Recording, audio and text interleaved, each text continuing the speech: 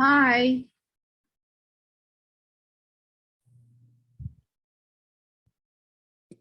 Hi, Anne. Hi, how are you? I am doing well. I am sorry that I am cutting this so close. No I worries.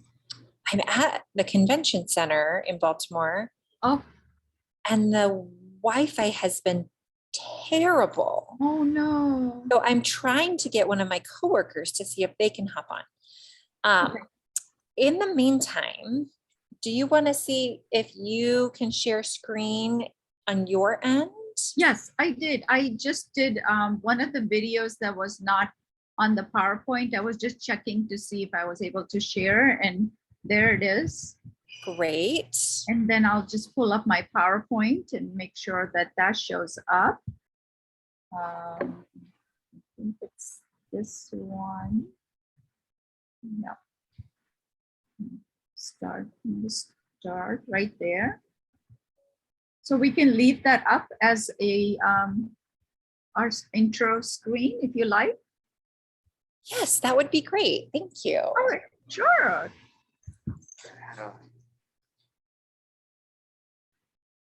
Hi, Emily, welcome.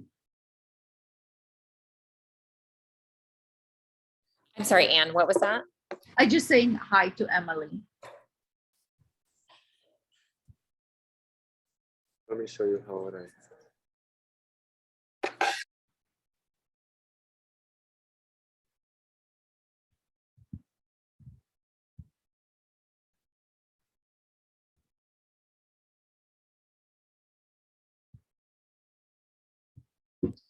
All right, I think I have figured out how to have my camera work. I was, but I actually potentially could share screen. And would that be easier for me to share screen as the presenter so you can see the chat, or? Um, would you mind doing the chat and then just letting me know if you Oh, sure. Yeah. if they have any questions, and then I'll do the videos as well. Is that okay with you? Yeah, that works just great. Okay. Okay.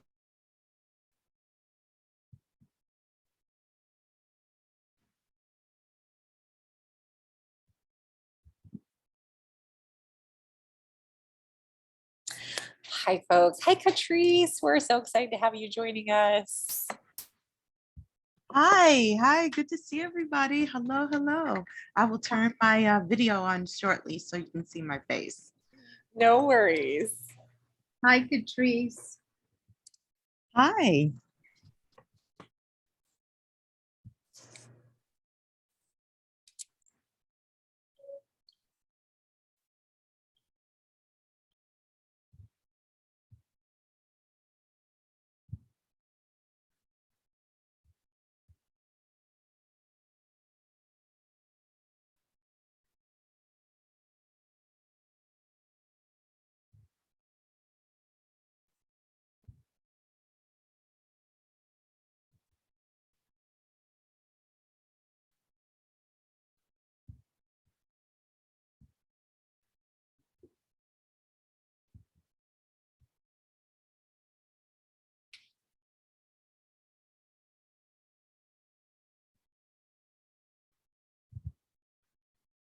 How many people are we expecting, Anne? So when I checked earlier this morning, we had about 10 people registered.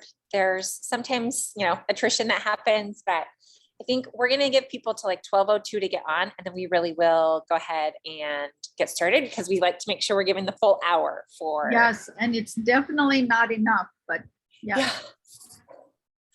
So we're going to give folks just one more minute. Yeah.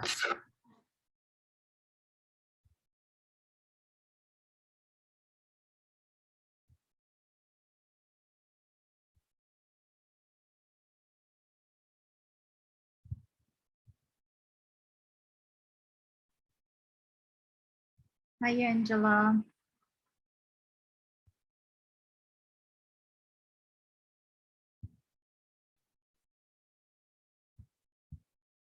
Welcome, Angela. Thank you. Hello. Hi. Welcome, Sam. Hi, thank you. Hi, you're welcome.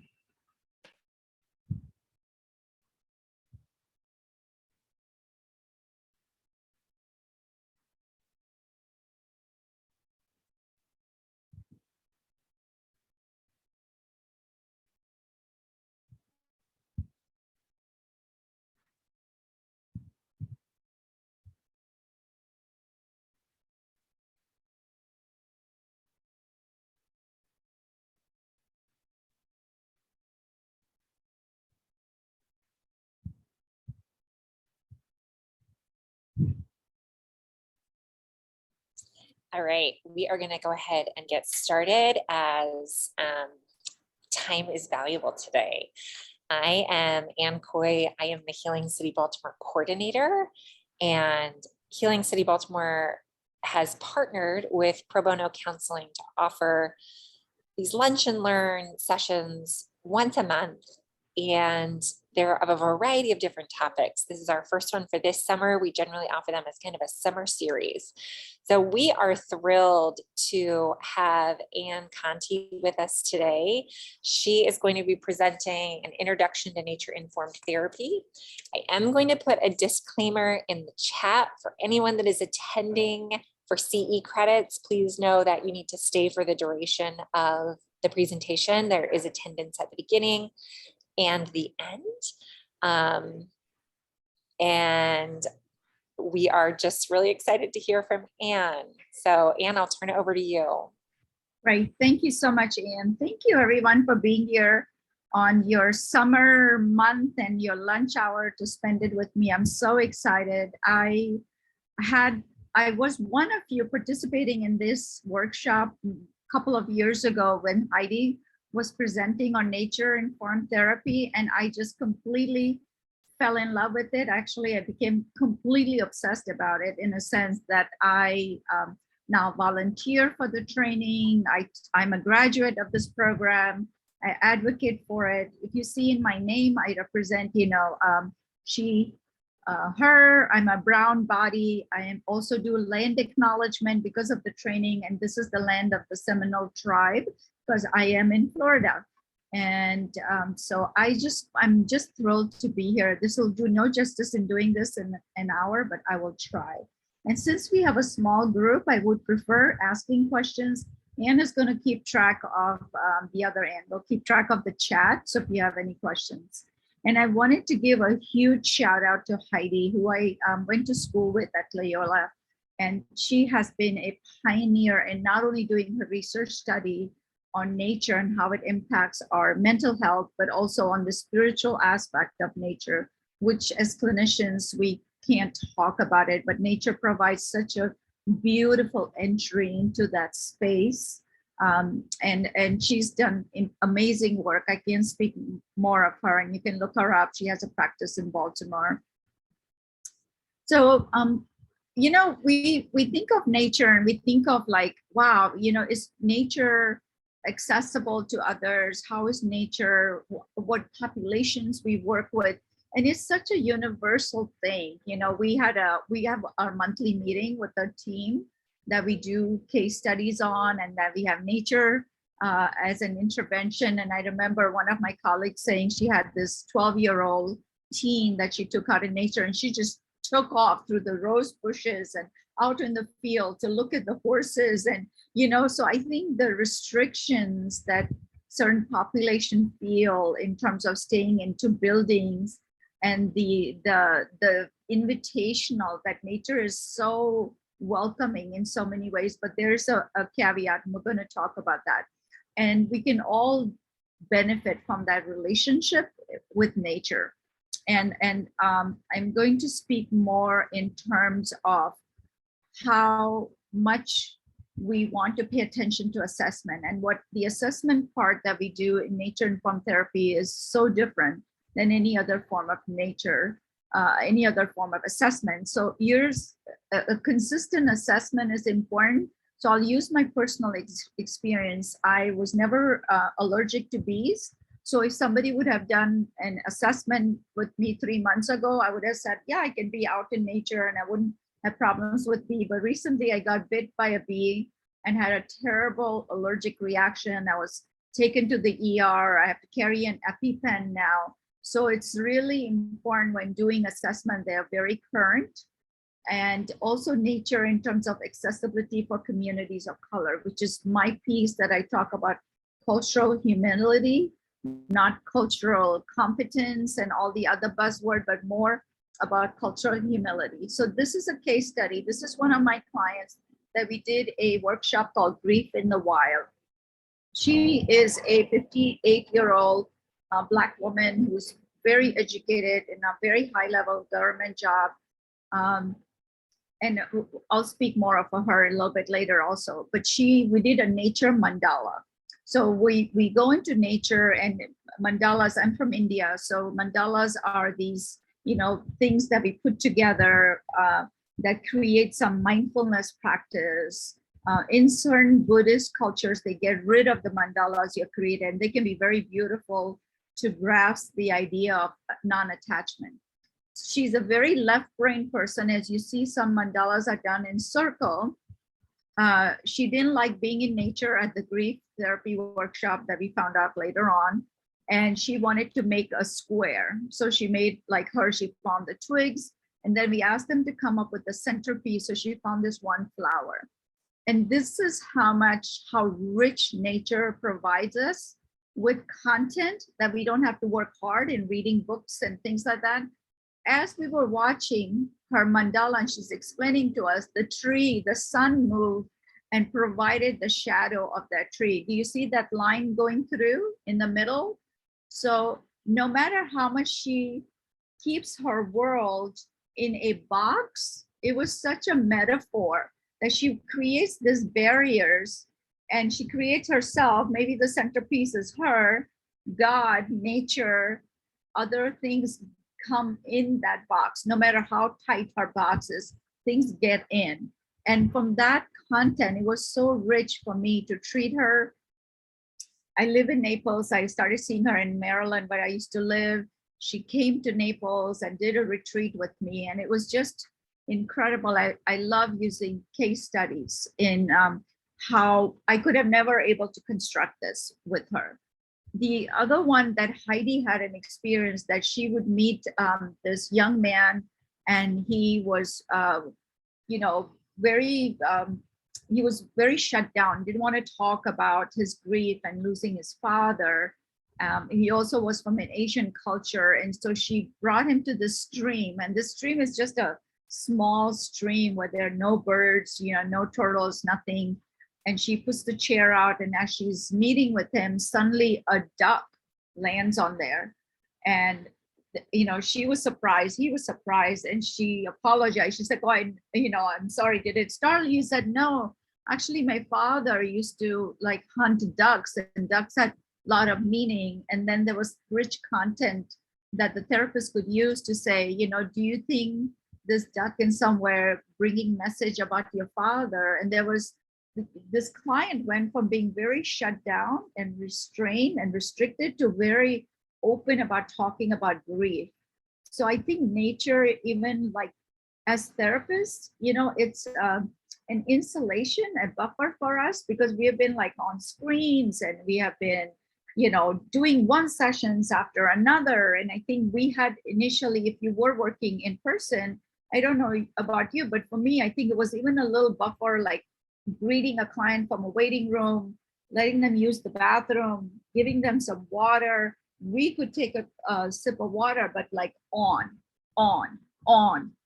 right? So we are like exhausted. I don't know if anybody have Zoom fatigue.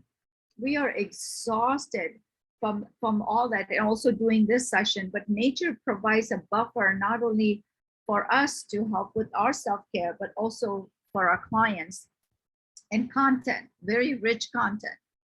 So, how is nature providing self-care for you? If you could just put something in the chat, if you participate in nature, it would be really good to know that from you. Now I'll open the chat, or like look at the chat, I mean.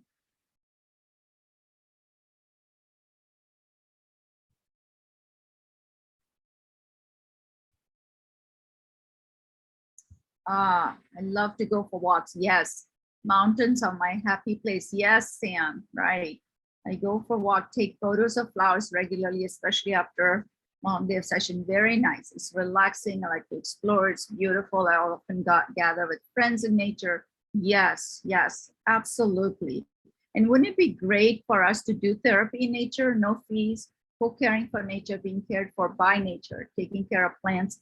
Yes, absolutely. Thank you, Patrice. So important. And it's a non-negotiable for me. It's a spiritual practice for me. Oh, and Catskills, looking at the colors in nature, the art in it, very relaxing. Yes. And as you will learn today in our presentation, that this is all evidence-based in terms of what nature does for us. There's, this concept in the Japan about forest bathing and how nature holds and helps us with our stress, our body regulation. So we will learn all of that. It's so beautiful. Thank you so much all for sharing all that. I appreciate it. Okay. I think this is where we were.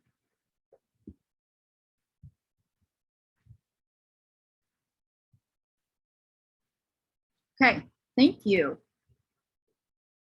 So here are some of the unique challenges as clinicians when it comes to nature therapy. There's predictability of nature, right? It could rain, like in Florida, especially here, we can go like maybe even a mile from here and it'll be pouring down rain. So there's that unpredictability of nature. The boundaries, right? Like when I see clients in nature or outdoor spaces, I have sometimes people I know show up, and how do I do the introductions, right? Like what do I say? So these are some of the things we talk about ahead of time. Confidentiality in public spaces, right? There might be other people around. So we need to address that where we're going to sit. These are a little bit more effort when we're in nature. Risk exposure, some client may fall, or they may have, like what I said, they might get stung by a bee, all of that. And one of the things, this is such a not a unique and new field for me, but for me, I'm more of a risk taker. So one of the things I learned with the client that I will call her AS, the client I was referring to before, AS had huge fear of the woods, but had never mentioned that to me. And so I even showed her a video because we were doing all the work was online, and I showed her a video of nature and she felt triggered. So that goes back to the assessment, right? Like the risk exposure, and then it turned out into more exposure therapy, and I'll share more about that. Discomfort. I don't know about you, but I have some clients who's like, I hate outdoors. I don't like going outdoors. I don't like the bugs. I don't like, things. I don't like heat and those kinds of things. So you have to really be mindful of that. And time and resources, it takes time for a clinician to practice outdoors, right? For example, when we train people for nature and fun therapy, we suggest to pick a site and that maintain like half of your day there. So you're seeing clients outdoor. But if you're just kind of thinking of doing outdoor therapy, you might be considering like, making a trip and then coming back to the office. That takes a lot of time. So it also requires time. Like you may want to check on the weather before you schedule a session. If it is, you're looking at your schedule for a week and you're projecting ahead, you want to make sure you also project ahead, looking at the weather. And then I want to really talk more about the racial complexity of outdoor spaces. So I do a lot of, I attend a lot of workshops, and I'm still in this place of curiosity. And I interview a lot of Native Americans and land acknowledgement, and particularly around the Black communities. And nature has not been a kinder part of our understanding and appreciation in terms of entry and access. And also nature was used in an oppressive way. So to be very careful in how are we looking at the nature and not making assumptions. So I do want to share a video with you.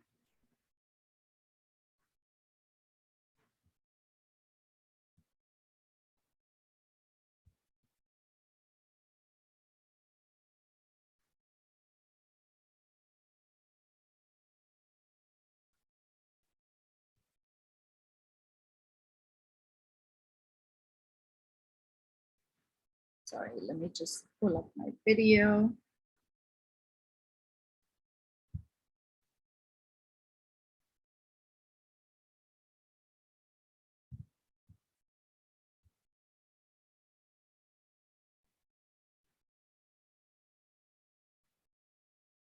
To everybody.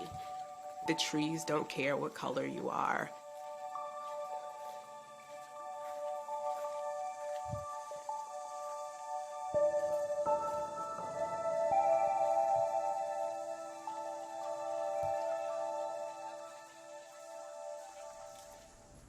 I'm Katina Grays. I'm 45 years old. I am the outdoor Afro leader in the New York City community. There's not much ticks in like the Bronx or anywhere. No, definitely not in the Bronx. For Serafina, I want her being in nature to be such a fluid part of just how she grew up that she will never have to explain to someone why did she start hiking as a Black person.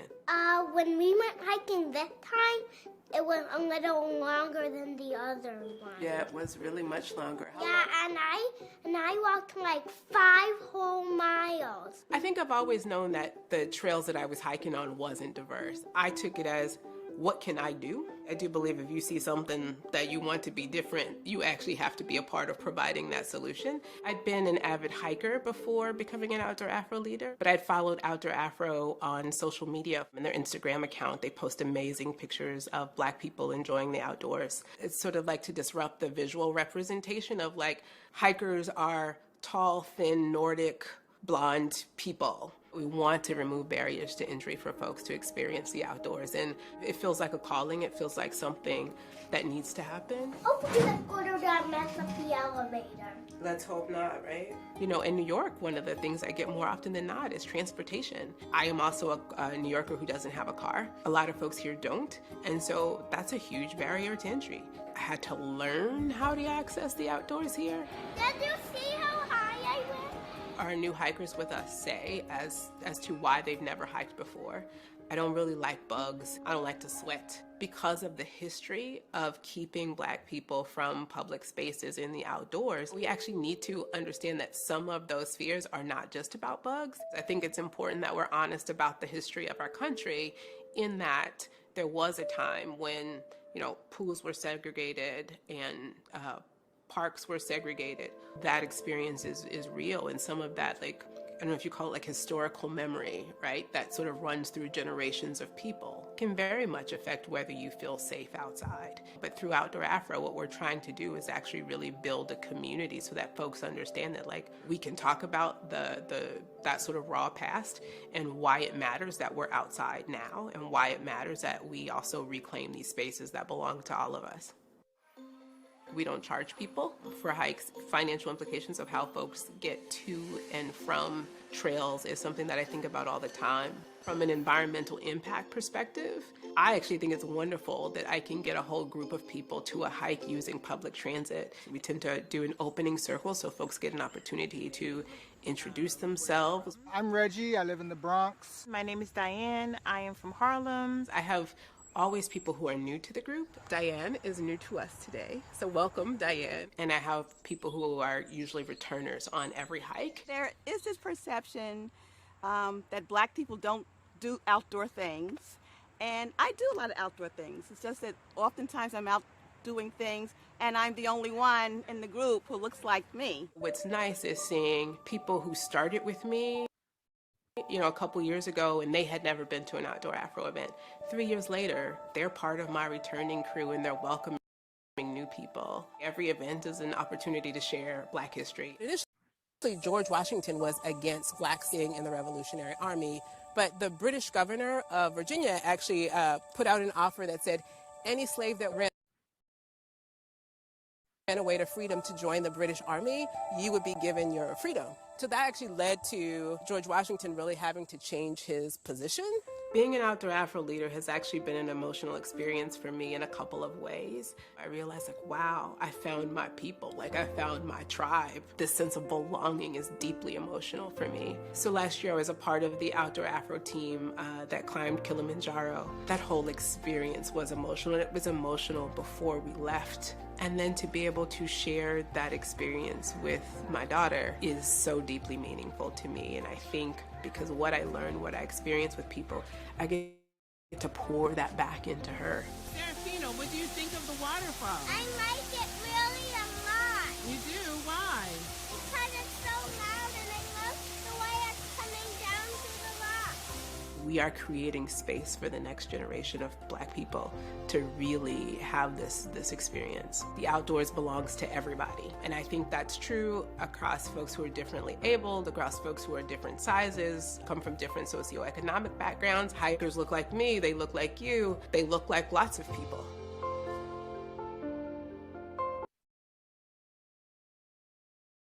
So I just wanted to check in and see what may have come up for you when you were watching this. Good, I took a urban youth. Okay, great, new experience for dogs. Yes. Right, and Angela, we can talk more about that. Like there's also a part of like, we'll talk about that case study I was talking about and I'll comment on that. One of the things that I want to, that's why I stopped sharing to have some input here, was that when you look at like organization like REI and how expensive things are, and when you look at magazines, there are tons of magazines and there are very few faces of people of color. There's a video at the end of our presentation today too, which is sort of like a pun about nature and all that, and you'll see it, but you will become a parent of what we're talking about and our racial or cultural humility around this. I attended just recently a seminar and a workshop around this, and one of the presenters said, being a person of color, being in nature without protection is dangerous. And I just thought, wow, so I think there has to be so much awareness as clinicians around this subject, and that this is the time that we need to look at it more deeply, more keenly, more from our heart, and for me, it is more about being in a place of humility. But I want to hear from you. What was that like in looking, watching that video? Something you want to share, ask? You can even, since it's a small group, would it be okay, Anne, if they can like unmute and say something? Yeah, that's great.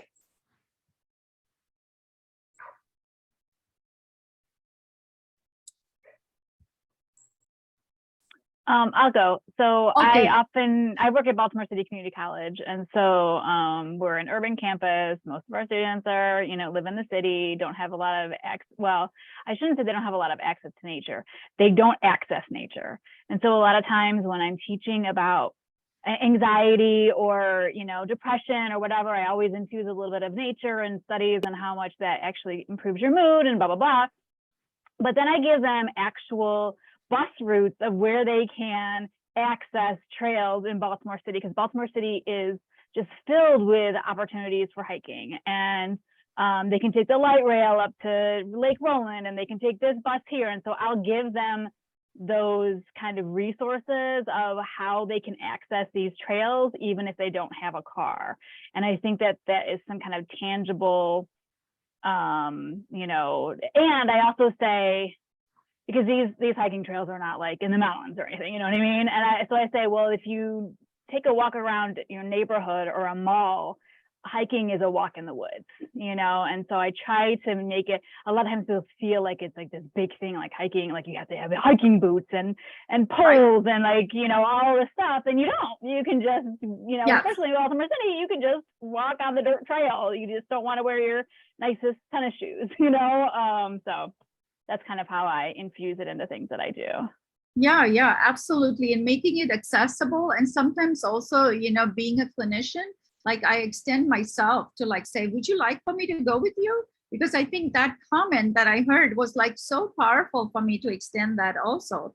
And your dog comment that I wanted to reflect on, when we took AS on our grief workshop, she previously had an incredible experience with me in nature, and she had a great experience with my dog, who's going to come around sometime. But she's a therapy dog, but she's also a puppy. Had a great experience with my dog, and we take her to grief therapy, where somebody, an intrusive person, of the dominant culture was walking their dog without a leash, and it really triggered her. And I think also to be really aware of the cultural humility piece, it's the conditioning of the Black communities to contain some of their triggers, like don't exhibit it outwardly, or they may be labeled or judged and things like that. That she had to hold that experience like a week later, like completely shut down, and said that she had a horrible experience in nature with dog that I didn't know. This is my client of 2 years, and that we were able to process that. So, I mean, even with greatest assessment tools that you would have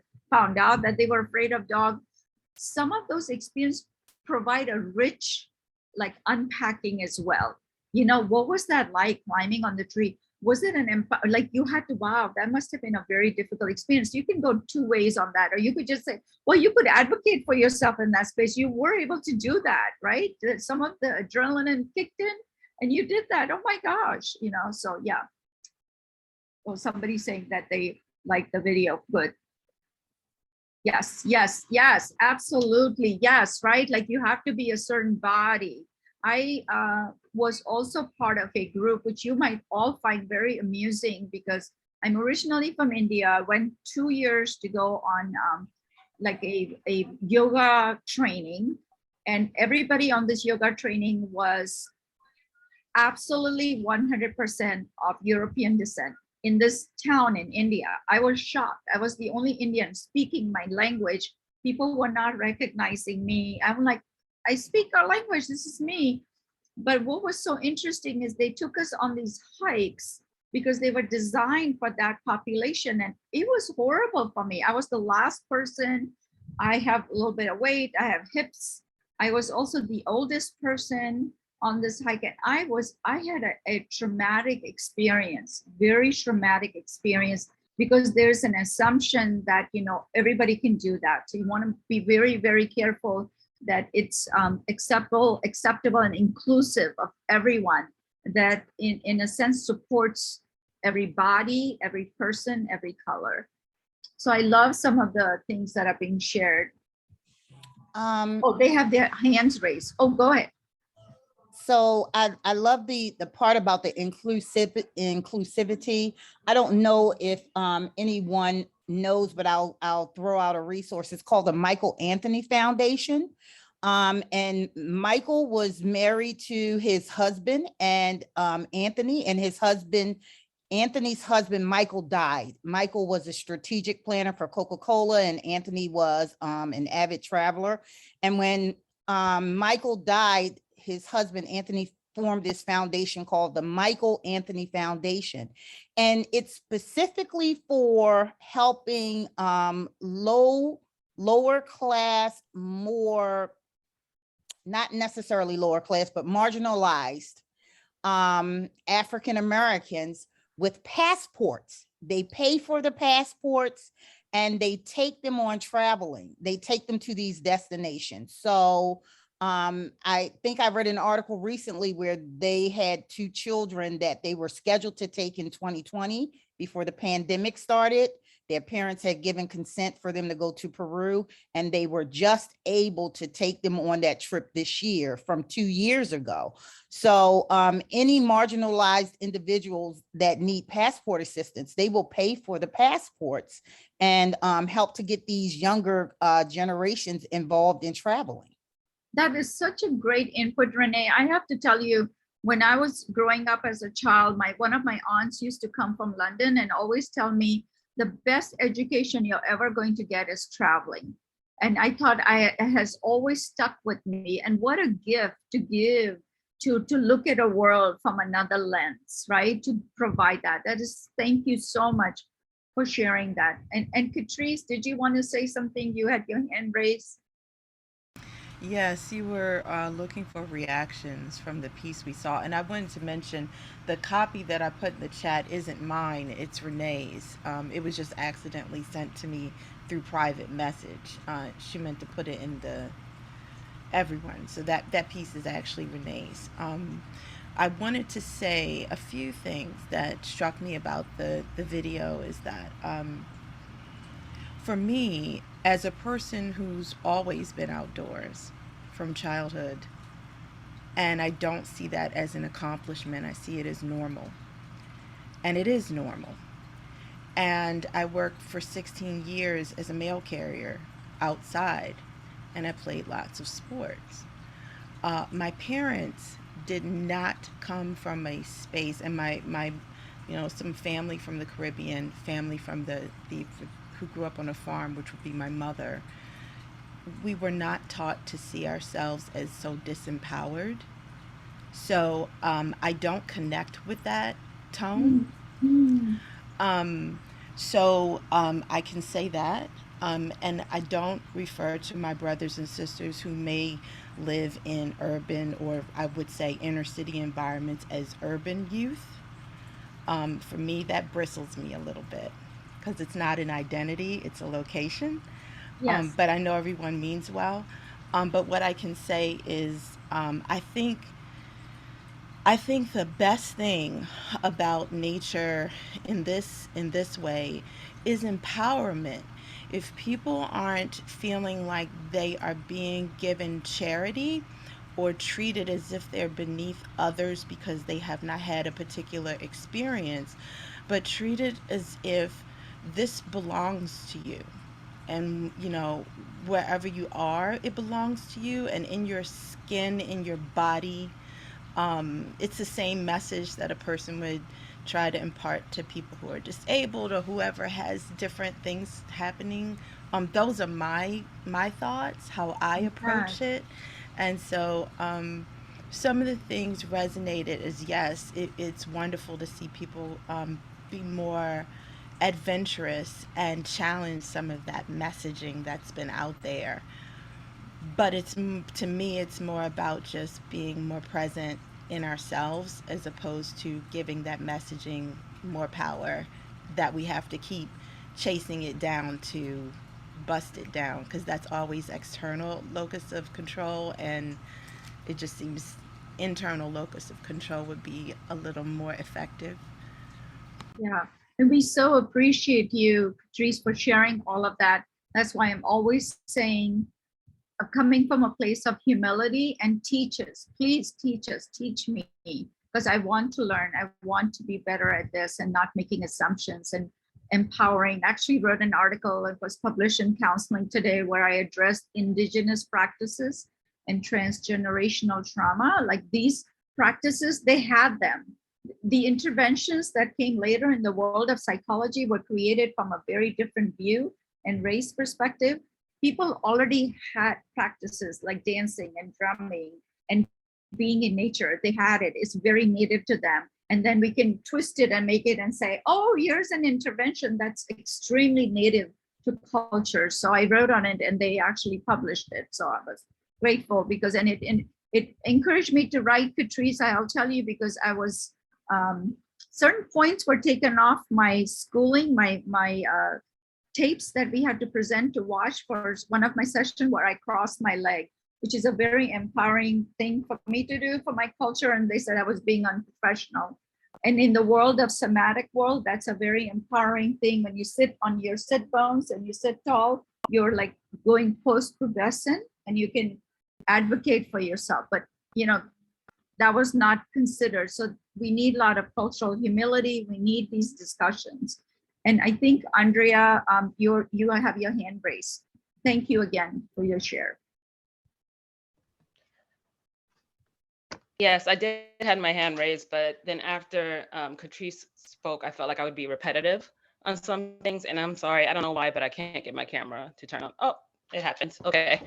But I was going to really say that I feel like a lot of times it's kind of tied to the identity that you're presented here in this country, because when you go to Ghana, like when I go to Africa, we are very much in tune with nature, and going through the forest, like, herbs, the different things, like what's out there, like where your healing lies, what water does for you, what the air does for trees, the breathing, like you're very much one with nature.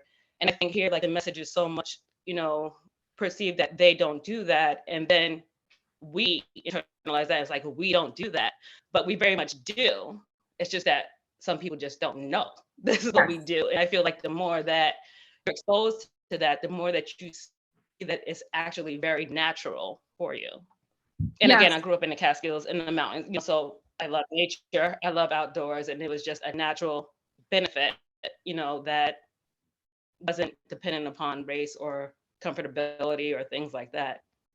Yeah, and also when you think of your culture, the concept of herbs, right? Herbs and plants were an important part of healing, and you just don't get that by not being in nature, right? You discover, and there's so much inquiry, and that we're so far behind in that, right? Now some of those things are coming back, and we're like, oh yeah, it really makes a big difference, but it's so native to your culture and to certain cultures, in communities, and to even acknowledge that. Yes. Thank you so much for this share. This has been wonderful. Yes, I will post the link to my article at the end, and I'll just quickly go through our slides, but I love the discussions. I don't know, I'm just more attached to talking to you all than looking at some PowerPoints.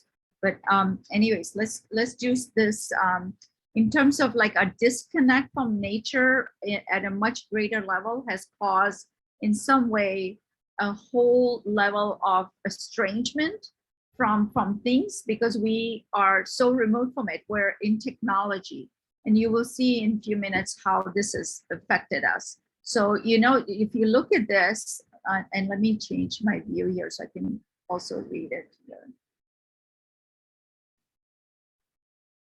Okay, so like by 2015, look at this, 75% of the world's population will live in buildings and concrete.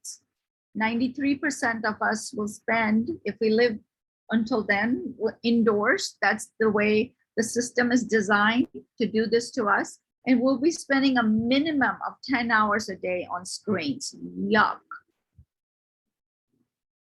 So here's the part that got me very excited in doing nature therapy and to actually go for my training. And now I'm a faculty on this panel on working with clinicians and helping them. So this was the piece that got me the most.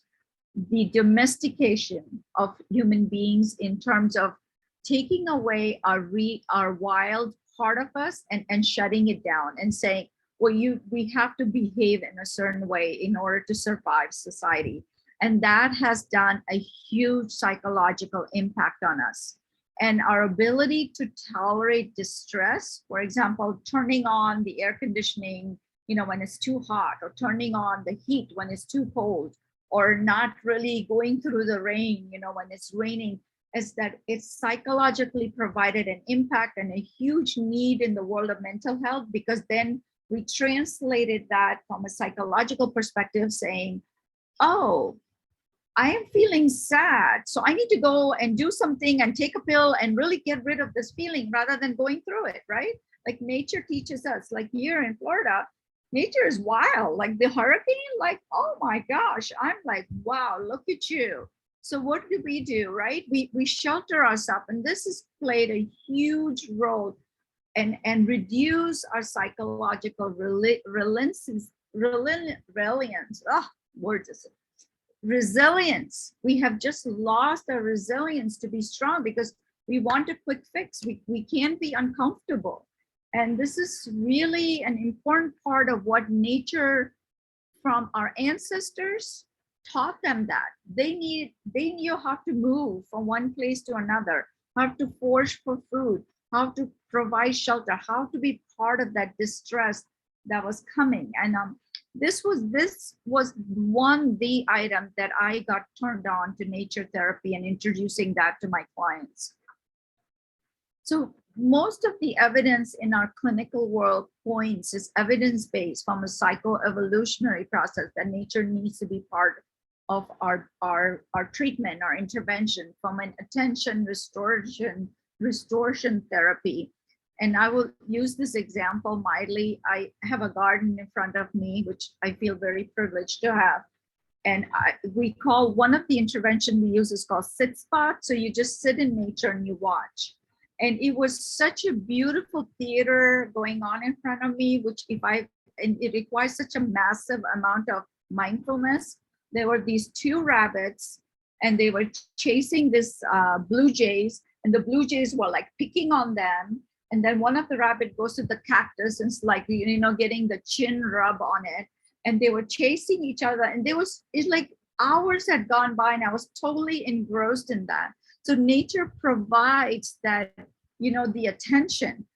It provides the spiritual aspect of seeing all that, these animals and how they're interacting with each other. I had no idea that they had a relationship with each other.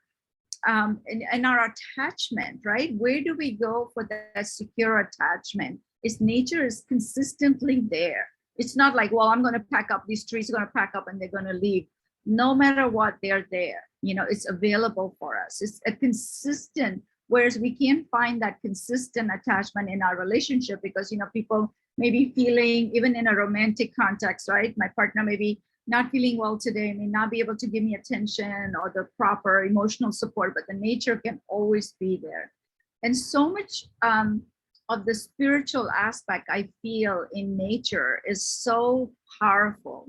And said humans have a fascination and need to interact with other forms. It's an absolute, like my experience with the blue jays and the rabbit, right? That so much of we are drawn to that, and that we are attuned to coexist because we were part of the gatherers and hunters. We were living side by side. We were not living in separate buildings and form. We are integration that has separated us, has caused more harm than helped us. So I'll go through these slides faster because the separation has caused a lot of loneliness. And I had my cousin here from UK, and she was selling from London that they have a huge ministry just dedicated to loneliness because it's causing a lot of body issues, like, somatic kind of physiology, like heart conditions and things like that. It is worse. I think it's in the next slide or something. It's worse than obesity and smoking cigarettes, so I'll just skip through some of these slides because I really want to get to the key part. So there's also a grief we're stemming from the environmental loss of the ecosystem by natural man-made events. There are buildings that are put up here. We have a beautiful woods and they're going to cut down and put like a store there. So there's an unconscious way that we're also grieving how nature, and so does the trees. There's a documentary on the secret life of trees. They have a humanistic experience to them. Excuse me. So I think there's a grief that nature feels with what we're doing to it. Drink of water.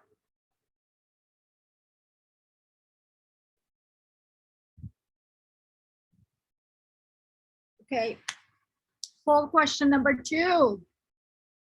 Have you felt a sense of awe or spirituality from being in nature? I'm gonna stop sharing and ask you, and if you could unmute yourself and share, that would be great. Okay. Anybody had like a spiritual experience in nature, an awe experience?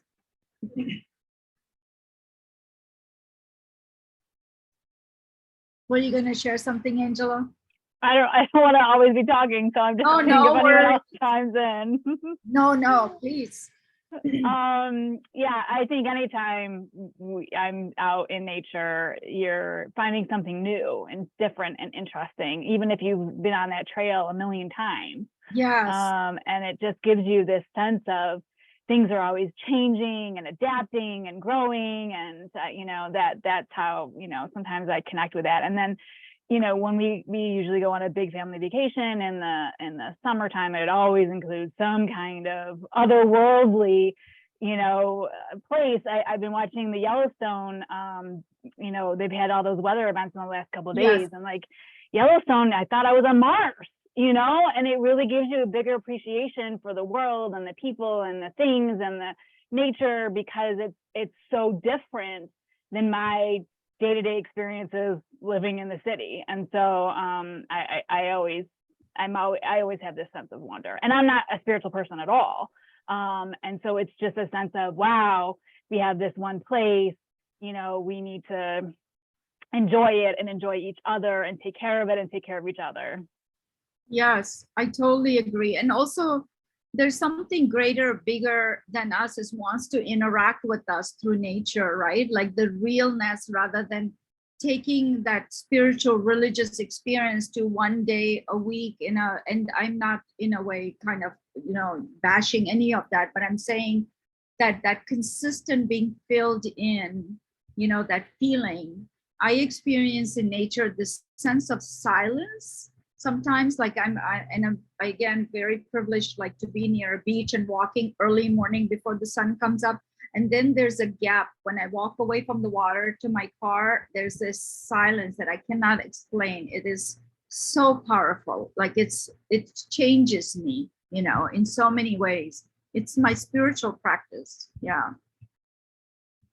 Anybody else wants to share? Like if you would have had an experience in nature that feels more spiritual, or do you feel you have more spiritual experiences in nature?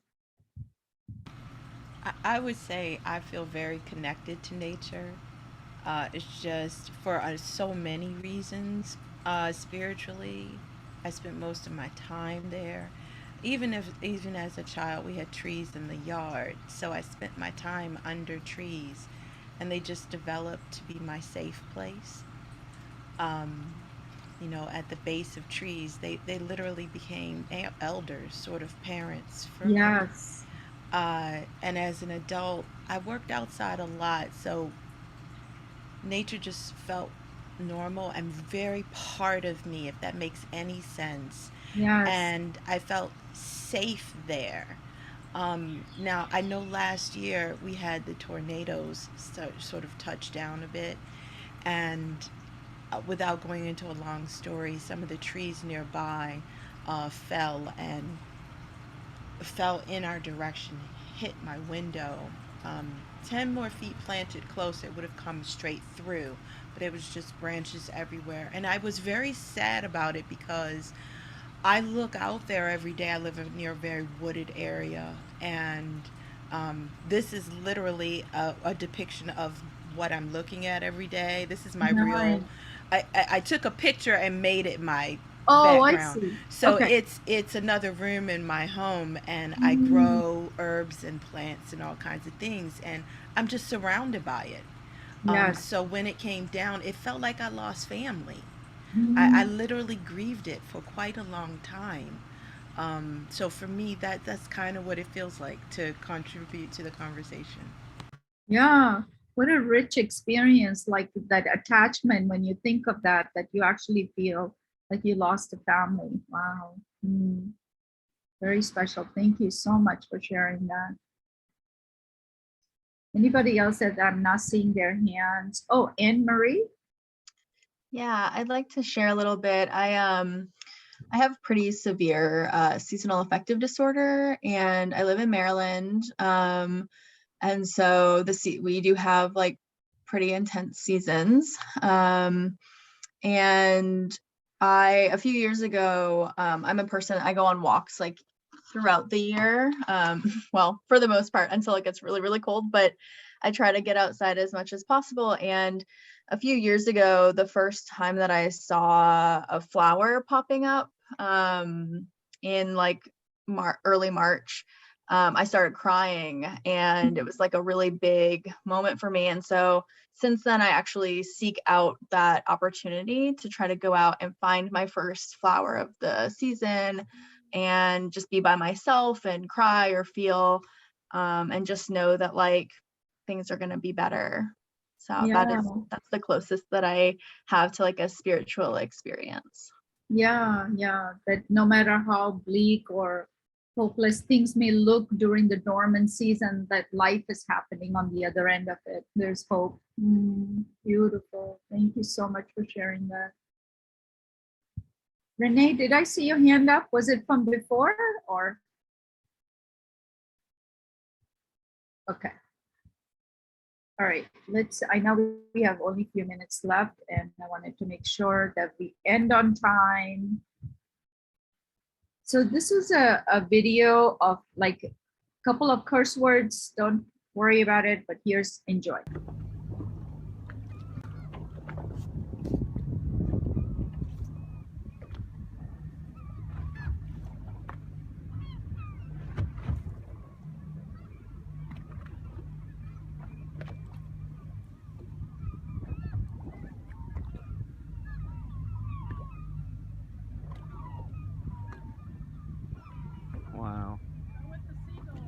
That's where I was.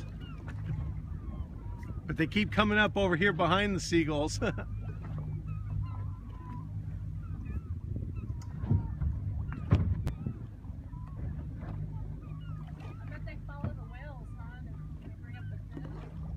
Oh, do you think is that what happened earlier? Did they breach? Did they breach feeding?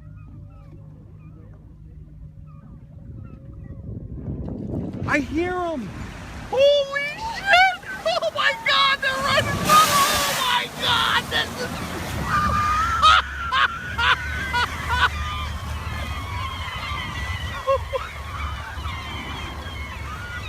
Oh. Oh my God, I just shit myself. Oh Lord.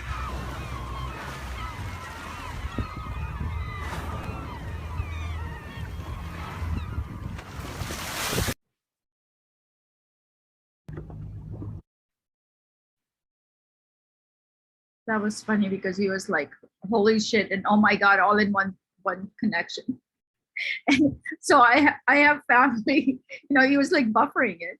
I have family in Vancouver, and I don't know if anybody has gone on whale watching thing, but it's a very spiritual experience because they sort of like connect with you with humans, and they just come up and they watch you in the eyes. It's like incredible. If you ever get a chance to experience that, please do, because it is powerful, and you feel just like what Patrice said, when you leave the boat, like you long for it. There's also, from a therapeutic perspective, they play the sound of the whales, like it's very healing, but there's a connection you feel, and you grieve, and you don't even know this, whale, like it, but there's a sense of grief. There's some very spiritual experience with that.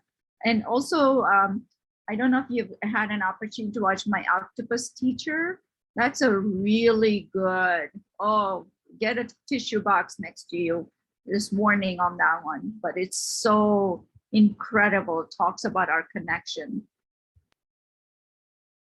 Okay, so the awe is that feeling of wonder and amazement that we cannot create by human creation, by concerts and experiences. And then it's just when it organically happens in nature, that is a presence of something so incredible and beautiful, makes us less anxious and worried about our time on earth and when we're going to leave, that we're going to be part of something so magnificent that's out there and how we're connected to it. So I find this slide funny because there's no Wi-Fi in the forest, but I promise you'll find a better connection.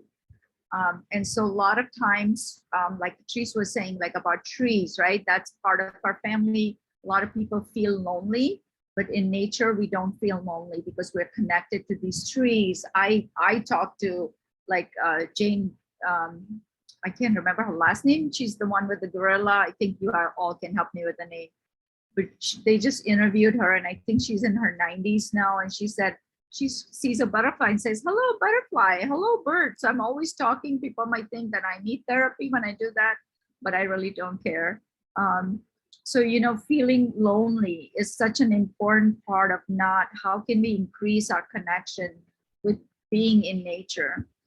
And then non-traditional or the traditional therapies, places like office and all, it's very predictable, it's very contained. But like I said, with my client, it provided such rich content with seeing the tree come through the mandala. I could have never done that in an office setting. We are still in our 2.5 years with her. I promise you I'll say more about her, that we are still exploring so many things about part of her life that I would have never, ever explored in an office setting, ever, ever, ever, ever. So I just feel I love the fluidity of it, the dynamic, the experiential, the moment to moment, the mindfulness part of it. And these are some of the practices that we use. So in case you were looking to do some work with your clients, we assign a sit spot, and sit spot is research to that if you sit in a place for however long, 5 or 10 minutes, but consistency is important in nature, that nature starts interacting with you. So I've also experimented with this. So the squirrels and birds will come much closer to you. They will look for you. You will develop a connection with them. So I assign this as homework to my clients. Any kind of water play, pleasure of presence, like you have to be mega present in nature, because if you're afraid of snakes and you're afraid of bees and bugs or whatever it is, you got to pay attention where your foot is landing, what's around you, right? So it really enhances those skills. Having lunch with the tree and befriending a tree is like a really good practice that I assign also as homework for my clients. And they question nature, and that's something I do with them, hiking, walking, exploring a botanical garden, and those kind of. So it's a very beautiful way of like introducing nature to client and taking them out. My insurance, I called my insurance and they pay for that. So that's really good. When you come through a formal training, we have documents that have like waivers, assessments, and that really helps with this process. And here's the last video, and I really would like for your input when you see what I'm talking about. Do you find yourself longing for the apocalypse? I did. I was looking for a reason to live. Hi. Are you feeling tired, irritable, stressed out? Well, you might consider nature. From the people that brought you Getting Outside comes prescription strength Nature, a non-harmful medication shown to relieve the crippling symptoms of modern life. Nature's recommended for humans of all ages, and it's great for pets too. Nature can reduce cynicism, meaninglessness, anal retentiveness, and murderous rage. In clinical studies, Nature is proven to decrease work-induced catatonia. Caution. Nature may cause you to slow down, quit your job, or seriously consider what the you're doing with your life. If you are overly cynical, jaded, or emotionally numb, you may need to increase your dose of Nature. Do you have trouble being even mildly uncomfortable? Nature may not be right for you. Side effects may include spontaneous euphoria, taking yourself less seriously, and being in a good mood for no apparent reason. So ask your doctor if nature is right for you.